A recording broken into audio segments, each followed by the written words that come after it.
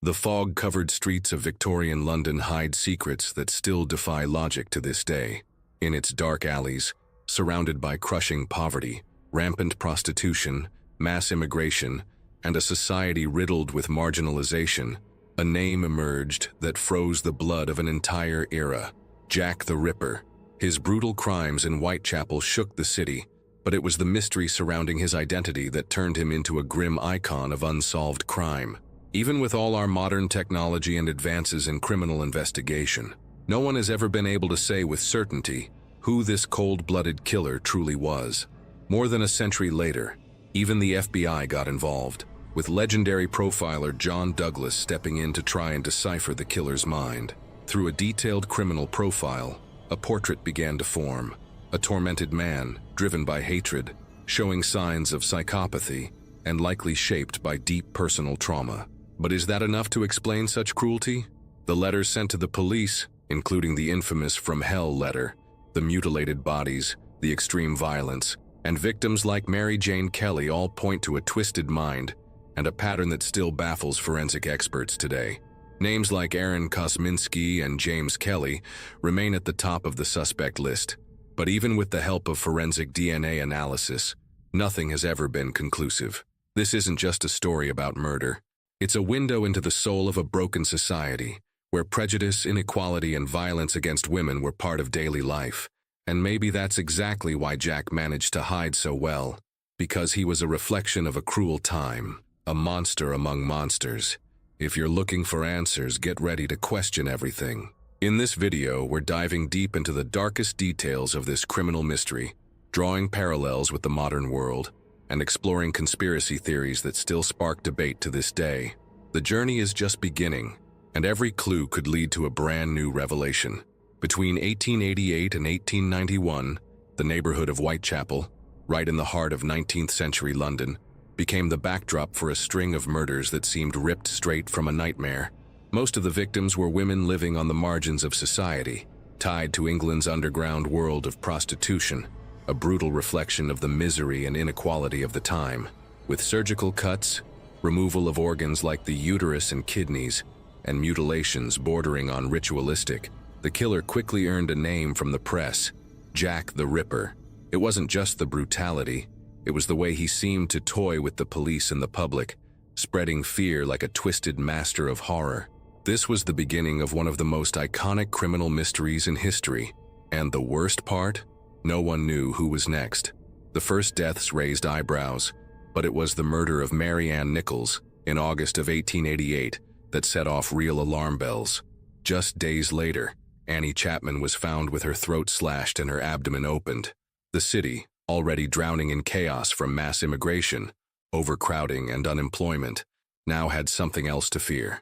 Authorities tried to act, but the investigation was hampered by lack of evidence and intense media pressure. The case kept heating up, but the detectives' hands stayed cold, and Jack, as if mocking everyone, stayed silent, but never for long. One of the most chilling moments of this reign of terror was the so-called double event, when two women, Elizabeth Stride and Catherine Eddowes, were murdered on the same night, less than an hour apart. It wasn't just a spike in brutality, it showed a disturbing boldness. This killer wasn't acting on impulse. There was planning, control, and cold precision. These were the traits that later helped build his psychological profile, when experts like John Douglas from the FBI began studying serial killer behavior.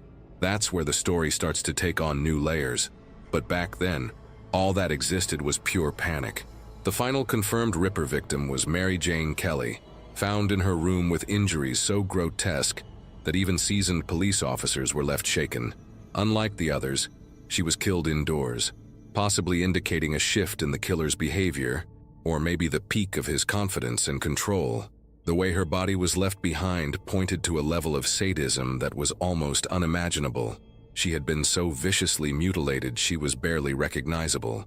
That murder marked the height of Jack's brutality, and also his greatest mystery, because after that, he vanished, like smoke. Although 11 women were murdered during that period, only 5 are officially attributed to Jack, known as the canonical 5. The other deaths, like that of Martha Tabram, who was stabbed 39 times, still divide experts to this day. Was she the Ripper's first real victim, or just a tragic coincidence amid the chaos of Whitechapel? What we do know is that the killer's methods became more refined, more cruel, and more efficient with each new murder. And each clue, each body, felt like another message left behind. Jack didn't just want to kill, he wanted to be remembered, and he was. From the very beginning, the police investigation in Whitechapel was plagued by improvisation, lack of resources, and, most importantly, a total lack of coordination.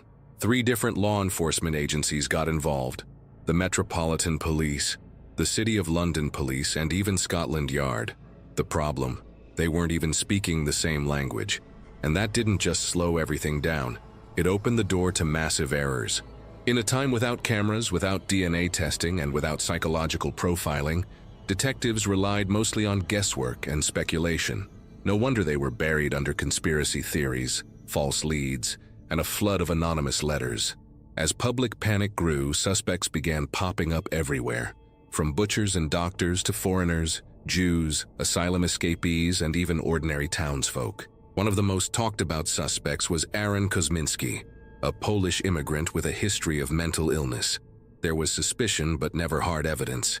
Another name that surfaced was James Kelly, a psychiatric patient who escaped an asylum and vanished without a trace. What did all these suspects have in common?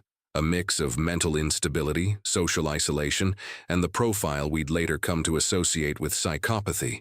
In the desperate search for answers, the police conducted over 2,000 interviews and opened 300 formal investigations. None of it worked. The streets of Whitechapel remained a hunting ground for a killer who always seemed one step ahead. Victorian London was boiling with tension, and the newspapers treated the case like a daily horror show. The public demanded answers, but all detectives had were more questions. Without technology, any discovery depended on unreliable witness statements and gut feeling, a dangerous combination when the price of failure was another life lost. Decades later, criminal profiling experts like FBI agent John Douglas analyzed the case files and reached a chilling conclusion. Jack was no ordinary man. His behavior pointed to someone methodical, with knowledge of human anatomy, harboring a deep hatred of women, likely rooted in past trauma, and showing clear traits of a psychopath. This type of analysis, now standard in serial killer cases, simply didn't exist back in 1888. If it had, maybe the story would have ended differently. But back then, all they had was instinct and mystery. What if Jack the Ripper wasn't just a lone monster, but the product of a corrupt, filthy environment where human life meant very little? That's one of the theories that comes to light when you look closely at the social landscape of the time. Prostitution, crushing poverty, mass immigration, it all created a boiling cauldron where violence was almost inevitable. Jack used that chaos to his advantage, vanishing into the alleyways of Whitechapel, blending in with the sea of the destitute. No matter how hard they tried, the police never really stood a chance against someone who weaponized the system itself. And then came something even more disturbing: the letters. Out of all of Jack the Ripper's victims, none draws more attention than Mary Jane Kelly. She wasn't just the youngest. She was also the only one murdered indoors, in a small, run-down room in Victorian London. Born in Ireland, Mary's life was marked by loss, poverty, and tough choices. Like many women of that era, she turned to prostitution as a means to survive in a city that turned its back on the vulnerable. Her pretty face and gentle demeanor stood in stark contrast to the brutal world around her. Mary wasn't just another victim. She was the face of a society plagued by inequality, and that's why her story matters. Before settling in London, Mary passed through several cities, always chasing some kind of stability. She worked in brothels, got involved in turbulent relationships, and struggled with alcoholism, a common fate for women braving the cold streets of Whitechapel. Some accounts say she spoke fluent French and had a taste for nice clothes, which made her stand out among her neighbors. But every attempt she made to rise above was crushed by poverty and social scorn. In a time when women had no voice, Mary tried to hold on to whatever dignity she had left. But in the end, she fell into the hands of one of the most brutal killers in history. In the early hours of November 9, 1888, Mary was found dead in her room at Miller's Court. The crime scene was so grotesque that even veteran investigators hesitated to step inside. Her body had been mutilated with unspeakable cruelty, her organs removed and scattered around the room. Some even claimed it looked less like a murder and more like a gruesome piece of art. It marked the peak of Jack's violence, and maybe the first time he had the luxury to act slowly, methodically behind closed doors. This wasn't a frenzied attack. It was a cold, calculated execution, and it carried a chilling message. No one is safe. That murder sparked even more intense theories. Some believed Mary wasn't killed by Jack at all, but by a copycat trying to imitate his methods. Others suspected she was a special target, maybe even someone the killer knew personally. The fact that her room was locked from the inside only deepened the mystery. How did the killer get in? How did he leave? And why Mary, out of all the women living under the same conditions? These questions continue to haunt ripperologists today and fuel the legend of this unsolved case. Mary Jane Kelly's death is without question the darkest chapter in an already nightmarish story. Mary's journey symbolizes everything that was broken in that society: misogyny, neglect of the poor, violence against women, and a system that allowed its victims to vanish as quietly as they lived. When we look at her life, it becomes clear that Jack didn't choose randomly. He preyed on the social invisibility of women like Mary, and in that sense, the city itself became an accomplice. Her story doesn't end in that blood-soaked room. It lives on as a painful reminder of human indifference. And from that moment on, fear would begin to take new forms, some of them written. During the months when the killings took place, the police and the press were bombarded with hundreds of letters, supposedly sent by Jack the Ripper himself. Many were obvious fakes, written by attention seekers hoping to stir the pot. But a few stood out for their brutal tone, their disturbing detail, and their deep knowledge of the crimes. The most infamous of all was the From Hell letter, sent alongside half of a human kidney. The writer claimed to have eaten the other half. This kind of message threw 19th century London into a state of collective panic, because this killer didn't just murder, he seemed to enjoy toying with his victims, and with those hunting him. Another letter that went down in history was the one addressed to Dear Boss. It was the first to use the name Jack the Ripper. Up until then, he was just an unidentified murderer, but this signature gave the horror a face. The press ran with it, and from that point on, the myth only grew. Some experts believe the letter may have been written by a journalist looking to sensationalize the story, but it fit the crimes almost too perfectly. The word choice, the sarcasm, the taunting tone, it all pointed to someone who knew exactly how to manipulate the public. The investigation turned into a full-blown spectacle, and Jack became the star of the show. The letters became as powerful as the knife. They were used to undermine the police, confuse investigators, and stir public outrage. As the authorities scrambled to follow real leads, they were overwhelmed by this avalanche of correspondence. There was no way to tell what was real and what was just a cruel prank. And in the middle of all that, Jack remained free. The press fed on the chaos to sell more papers, fueling the fear, and every new letter reignited the terror in the streets of Whitechapel, as if the killer was whispering, "I'm still here." Many believe the content of these letters offers key insights into Jack's criminal profile. The emotional detachment, the sadism, the need for control, and the craving for recognition are all classic signs of psychopathy, as pointed out by the FBI, especially in the analyses led by John Douglas. Even if not all the letters were truly written by the killer, their style helped shape what we now know as the modern serial killer archetype: clever, manipulative, narcissistic. Someone who didn't just want to kill, he wanted to be feared and remembered. To this day, researchers are still trying to trace the origins of those letters using modern tools like forensic DNA testing. But most of the correspondence has passed through so many hands that it's nearly impossible to confirm their authenticity. That only adds to the mystery. The letters don't bring closure. They bring more questions. They show that Jack wasn't just a murderer. He was a master of fear, a strategist of chaos. And with every word he wrote, his legend grew stronger. The next clue? Maybe it wasn't in the ink. Maybe it was in the blood. Decades after the Whitechapel murders, as forensic science advanced and the study of killers' minds became more structured, the Jack the Ripper case resurfaced. It was the FBI's renowned Behavioral Analysis Unit, that decided to apply modern profiling techniques to history's most chilling mystery. The man behind the initiative?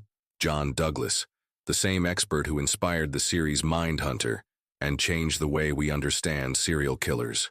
After analyzing the evidence, the crime patterns, and the nature of the letters, Douglas put together a disturbing but incredibly consistent psychological profile. Jack, he concluded, wasn't just a murderer, he was a predator in the heart of a metropolis. Douglas described Jack as a white male, likely between the ages of 28 and 36 at the time of the murders, who either lived or worked in the area where the killings took place. A man harboring deep-seated hatred toward women, possibly rooted in past trauma, maybe even childhood abuse. He identified clear signs of psychopathy. Jack was cold, manipulative, and seemed to enjoy provoking both the police and the press with his taunting letters. He didn't kill out of necessity. He killed for power. Above all, he craved control. The extreme violence pointed to a need for domination, and the removal of organs like the uterus and kidneys wasn't just brutal. It was symbolic, almost ritualistic. This kind of psychological profiling helped explain why Jack was so effective and so hard to catch. He chose his victims carefully, vulnerable, isolated women, overlooked and undervalued by society. In Victorian London, marked by poverty, immigration, and systemic violence against women, he was operating in fertile ground, and he knew it. The FBI's profile also suggested that, after the murder of Mary Jane Kelly, Jack may have suffered a mental breakdown, or perhaps satisfied with the peak of his masterpiece, he simply stopped. Serial killers often follow a cyclical pattern. They build tension, kill, and then retreat into silence, until the cycle begins again. Modern interpretations raise an even more disturbing question. What if Jack wasn't some isolated madman, but someone completely functional, someone with a job, maybe even a family, hiding the monster behind a perfectly normal facade? The FBI leans toward that theory. Many serial killers turn out to be exactly that, monsters disguised as everyday people, and that idea makes it all even more terrifying. The killer might have passed you on the street, nodded at a neighbor, bought bread at the corner store, and then, at night, returned to kill. This psychological duality is one of the clearest hallmarks of psychopathy, and while Douglas's profile didn't reveal Jack's exact identity, it painted a chilling portrait of his mind. A portrait that fits suspects like Aaron Kosminski, James Kelly, and others we'll discuss ahead. But it's also a profile that could apply to any number of men from that era, or even today. Studying Jack's behavior isn't just about solving the case, it's about understanding what makes someone capable of such horrors. And that's where modern science has tried to flip the script. With forensic DNA, over the years, dozens of names have been put forward as possible identities for Jack the Ripper. Some were quickly ruled out, others still spark fierce debate. Among the most talked about are Aaron Kosminski, a Polish barber with a history of psychotic episodes, and James Kelly, a man who escaped a mental institution just before the killings and vanished for decades. Both men, interestingly, matched many traits in the FBI's criminal profile: emotional instability, social isolation, and a deep-seated hatred of women. But despite all the theories, neither was ever officially charged. Too many questions, not enough proof. With the rise of DNA technology, many believed the mystery would finally be solved. In 2014, researchers tested a shawl allegedly found next to the body of Catherine Eddowes, one of Jack's victims. The results pointed to Aaron Kosminski, based on a supposed genetic match with a living descendant. The media exploded. Jack the Ripper identified, but the excitement didn't last. Experts raised doubts about the reliability of the sample, possible contamination over the years, and flaws in the testing methods. In the end, the study sparked more controversy than clarity. Other DNA tests have been attempted, on stamps, envelopes, and letters allegedly sent by the killer, but they all ran into the same roadblock: time. We're dealing with evidence that's over 130 years old, touched by countless people across generations. And when it comes to cold cases this old, even the slightest contamination can derail the entire investigation. Still, DNA brought renewed interest to the case, because if a well-preserved sample ever surfaces, the possibility of real answers still exists. Beyond the two main suspects, a wide cast of names populates the list: doctors, royalty, artists, even high-ranking members of the British government. This is where the conspiracy theories come in, from royal cover-ups to secret rituals conducted by underground societies. Every generation seems to bring new suspects, and what's most fascinating is, none of them can be completely ruled out. The mystery surrounding Jack has only grown stronger over time, as if the case itself refuses to be closed. The more we dig, the further he slips away. What if the real Jack was never even named? What if he was among the victims, or hidden in a place no one dared to look? That's one theory some researchers have explored. After all, the Whitechapel murders left behind more than just blood. They left a trail of frustration and investigative chaos. While the psychological profile points to someone outwardly normal and inwardly monstrous, forensic DNA is still racing against time. The case remains unsolved, and maybe that's exactly what keeps it so alive. But one thing is certain: the social impact of this story is impossible to ignore. Jack the Ripper's crimes didn't just push the limits of horror, they held up a mirror to the social decay of 19th century London. In a place like Whitechapel, where poverty, immigration, and prostitution were part of daily life, the murders exposed a system that failed the most vulnerable. Women like Mary Jane Kelly lived in inhumane conditions, ignored by society, until their corpses made the front page. The killings exposed violence against women in such a brutal public way that it could no longer be dismissed. Jack didn't just expose his victims, he exposed an entire broken society. The impact was so massive that the figure of the Ripper became a cultural icon. He's inspired movies, books, graphic novels, and even songs, crossing centuries as the ultimate symbol of true crime mystery. His story continues to fuel conspiracy theories, podcast debates, academic analyses, and heated discussions in online forums to this day. The fascination isn't just about the murders, it's about the fact that he was never caught. That open-endedness creates fertile ground for collective imagination. Every generation finds a new reflection of its own fears and monsters in Jack, as if he were an entity that never ages. From a social standpoint, the Whitechapel murders also forced change. Public pressure led the government to improve street lighting, increase the number of police officers, and finally take issues like women's safety seriously. Late as they were, those actions marked the beginning of a deeper conversation about women's rights. At the same time, the case exposed the prejudice against immigrants and Jews, who were often blamed without a shred of evidence. It laid bare the racism and xenophobia embedded in British society at the time, issues that remain painfully relevant even now. Today, visiting Whitechapel feels almost like walking through a crime scene. There are tours, museums, documentaries, and immersive experiences entirely dedicated to the murders. Dark tourism has become an industry, and Jack, a name that generates profit. But behind this commercial exploitation lies a real story, one of lives lost, and a failed investigation that couldn't protect the city's most vulnerable women. That's why studying this case is more than just diving into history. It's an exercise in empathy and social critique. It pushes us to look back and inward and ask how far we've really come as a society. Jack's legacy isn't just legend. It's a cruel reminder of human failure, the dangers of sensationalism, and the importance of treating everyone with dignity, no matter their background or circumstances. The psychopathy he embodied, the fear he unleashed, and the confusion left in the wake of his unsolved crimes still echo through time. And in that dark echo, we find his true cultural impact. Jack never really vanished. He transformed into a symbol. And maybe that's why, even now, his footsteps still echo in the shadows of history. And now that you've walked through every chilling detail of this case, take a moment and ask yourself, what is it that truly makes Jack the Ripper so fascinating? Is it the brutality of the crimes, the mystery that's outlived generations? Or maybe it's the way he used blood and silence to expose the failures of an entire society? Whatever your answer, one thing's clear. Trying to understand the mind of a killer like Jack isn't just a journey into the past, it's a warning for the present. Even with all the technology and science we have today, are we still blind to the quiet suffering all around us? How many Mary Jane Kellys are still out there, invisible, unheard, waiting for help before it's too late? Jack's case isn't just a macabre tale, it's an invitation to reflect on empathy, on justice, on how we treat the forgotten. So now I ask you, What did you take away from this journey? What questions still linger in your mind?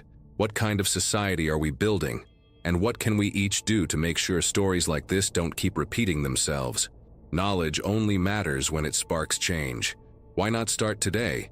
If this video gave you a new perspective, subscribe to the channel, hit the bell icon, and stay tuned for upcoming videos. Let's keep diving into more mysteries, profiles, theories, and real-life stories that defy logic and awaken the mind.